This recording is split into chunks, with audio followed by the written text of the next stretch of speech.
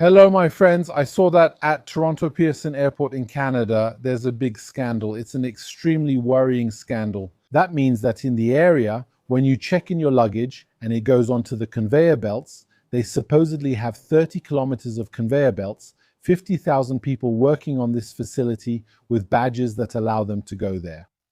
And the problem is that it seems that inside there are mafias, there are teams that are using a scheme to bring in or move drugs by using or taking advantage of passengers' suitcases.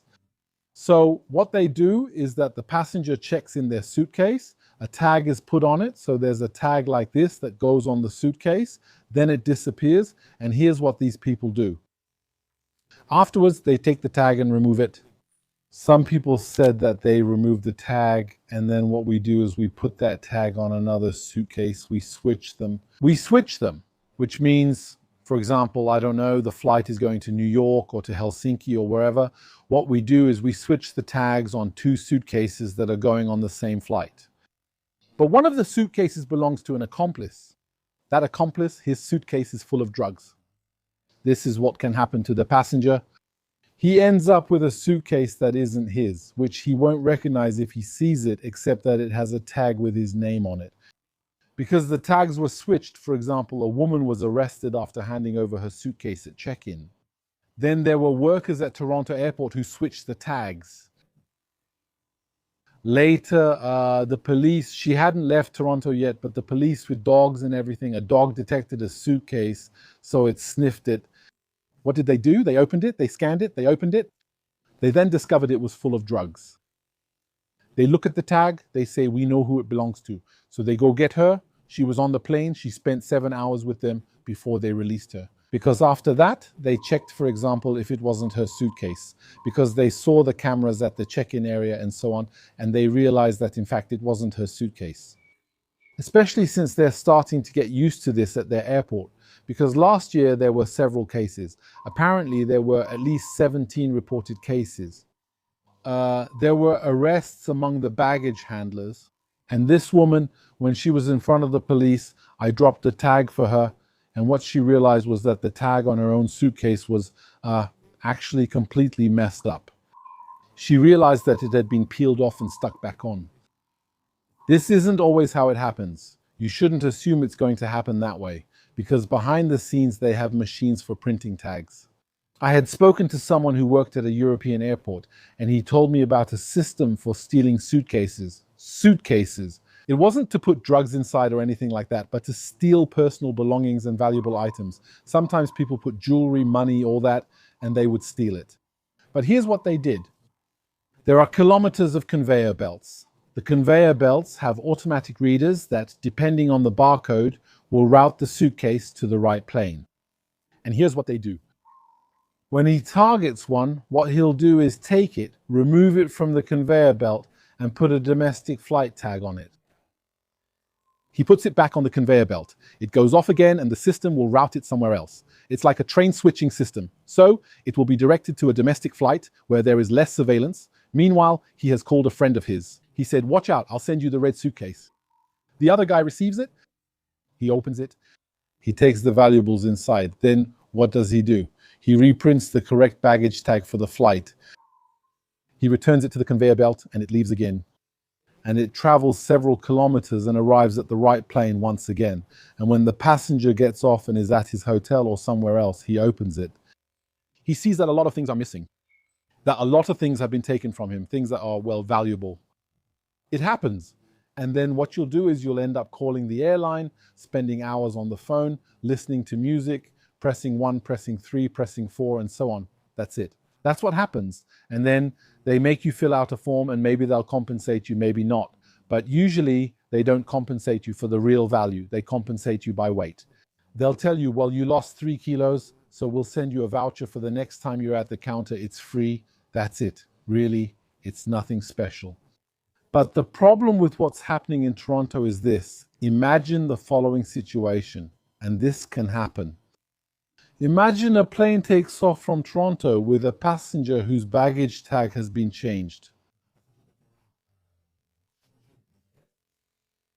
It lands, let's say, in Cairo. You arrive in Cairo, in Egypt. It says here, death penalty for drug trafficking. And there are plenty of countries like that. Thailand, Singapore, many countries are like that. In many countries, it's a death sentence. It's very, very hard to escape it. You arrive, the suitcases go around, they've got the dog, they've got the scanner, all that. They say, wow, but this suitcase is full of drugs. See? They look at the tag, and the tag they find is in the name of the innocent passenger. And actually, they're going to go arrest him. And the criminals, what are they going to do? The ones working on the ramp, because these are international networks. They'll say, oh, the suitcase was found, but it's okay, forget it. The guy will show up with the cops. He'll have a suitcase full of drugs in front of him, and he'll be swearing that it's not his. The problem is it doesn't work. Because listen, there are people, just to tell you, it's not just me, it's a classic, everyone says it. If someone's innocent and denies it's theirs, no one believes them. Look, there are guys who were found with packets they had swallowed, you see? So when they're shown the x-ray, there are like 50 packets they swallowed, full of pills inside and all that. And you know what they say? It's not mine. It's not mine, right? Well, we caught you, what? Someone forced you to swallow it?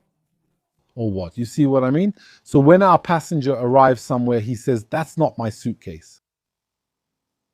We're not going to believe him. We'll take him to jail, fill out forms, weigh him, take pictures, bring in journalists, show the handcuffs, and announce we've caught this terrible criminal. Then they'll contact Pearson Airport to ask if I can get the CCTV, the recording of the check-in. You know, they'll say, no, it's not possible, data protection, or we lost it, or the camera wasn't working, all that, you know.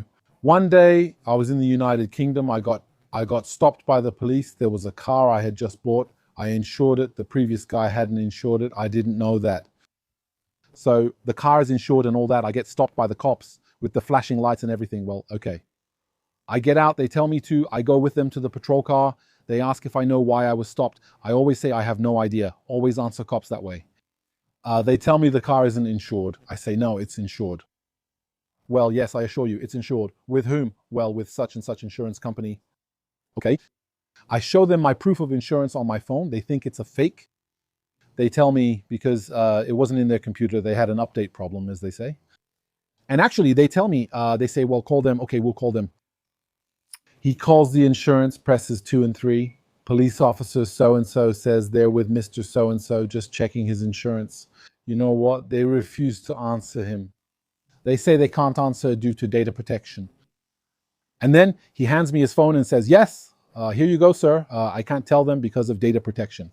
Please, I'm in a police vehicle. They seem pretty upset. I'm this close to ending up in a jail cell. So please, you're going to tell them that the car is insured. I return it to him and he lets me go. He lets me go like that. So there you go. And I left. But just to tell you, you got stuck in Egypt and you have to, from your cell in Egypt, with your lawyer who doesn't speak English or French, who has to call Pearson Airport and ask them for the recording. I say, it's not going to happen like that. It's not going to happen like that. Okay. So it becomes extremely dangerous. And in terms of aviation security, it also raises the question, if we have rogue groups working in a secure area, remember that we as passengers get hassled for a Swiss Army knife, we get hassled for a bottle of water, all that, right? And we're just trying to follow the instructions they give. In return, we're told, well, we're going to guarantee your safety in a way. But if there are people who are able to bring in 30-kilo suitcases, you know, or who are able to bring drugs in and out, and all of that inside the facility, what would prevent them from bringing in something else? That's exactly what I mean. It's what's truly dangerous and worrying today. In any case, this facility is out of control, and between us, just between us, we're not just going to blame the Toronto facility, because there are plenty of other places where it's the same. Even in Europe, I can tell you, there are plenty of places that are corrupted in exactly the same way. But the cost of the baggage tag for the drugs, it's pretty. Now, what happens if it works? So when does it work? Let me tell you. Suppose the police weren't alert, or there were no dogs or not enough officers that day. The suitcase arrives on the conveyor belt. That's it. It's going around. Okay, it's going around. You're there, you're watching, you see your suitcase, you take it and you leave. You won't notice it's missing the right tag. Your suitcase, the suitcase with your own tag, there's a criminal waiting for it. Maybe he was on the same flight. As long as he sees that everything looks okay, that the suitcase hasn't been intercepted and all that, he'll take it and leave with it. So, for example, here's what happens in the United Kingdom at an airport in London.